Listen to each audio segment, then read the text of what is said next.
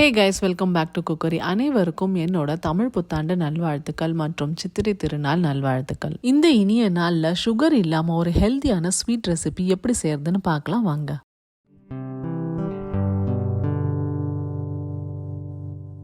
இந்த சுகர் இல்லாத ரெசிபிக்கு நம்ம சுகருக்கு பதிலாக சேர்க்க போகிறது உலர்ந்த அத்திப்பழமும் திராட்சையும் தான். 10 உலர்ந்த அத்திப்பழமும் 2 கையளவு உலர்ந்த திராட்சையும் தண்ணி ஊற்றி நைட்டு ஊற வச்சுக்கலாம். இப்போ பாருங்கள், நம்ம ஊற வச்ச அத்திப்பழமும் திராட்சையும் எவ்வளோ நல்லா சாஃப்டாக ஊறி வந்திருக்குன்னு. இப்போ இதை ஒரு மிக்சி ஜாரில் ட்ரான்ஸ்ஃபர் பண்ணி நல்லா அரைச்சி எடுத்துக்கலாம். அதுக்கப்புறம் 2 வாழைப்பழத்தை தோல் எடுத்துட்டு குட்டி குட்டியாக கட் பண்ணி ஒரு பவுலில் போட்டு நல்லா கொஞ்சம் மேஷ் பண்ணி தனியாக எடுத்து வச்சுக்கலாம். இந்த ஸ்வீட் செய்யறதுக்கான எல்லா இன்க்ரீடியன்ஸும் தயாராக இருக்குது. வாங்க எப்படி செய்யறதுன்னு பார்க்கலாம்.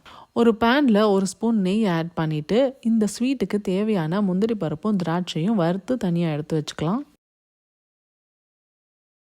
அதே பேனில் 1 ஸ்பூன் நெய் ஆட் பண்ணிவிட்டு 1 கப்பு ரவையை லோ ஃப்ளேமில் வச்சு 3 நிமிஷத்துக்கு நல்லா வறுத்து எடுத்துக்கலாம். மறுபடியும் அதே பேனில் 1 ஸ்பூன் நெய் ஆட் பண்ணிவிட்டு நம்ம மேஷ் பண்ணி வச்சுருந்த வாழைப்பழத்தை ஆட் பண்ணி ஒரு 2 நிமிஷத்துக்கு நல்லா குக் பண்ணிக்கலாம்.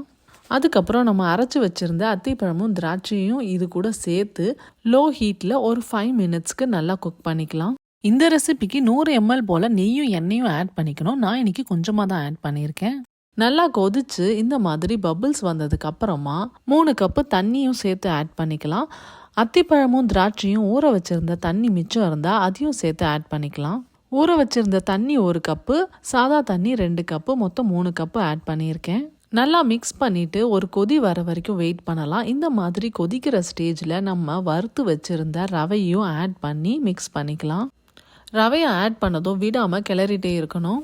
அத்திப்பழத்தில் நிறையா ஃபைபர் இருக்கிறதுனால வெயிட் லாஸ்க்கும் ஹெல்ப் பண்ணும்.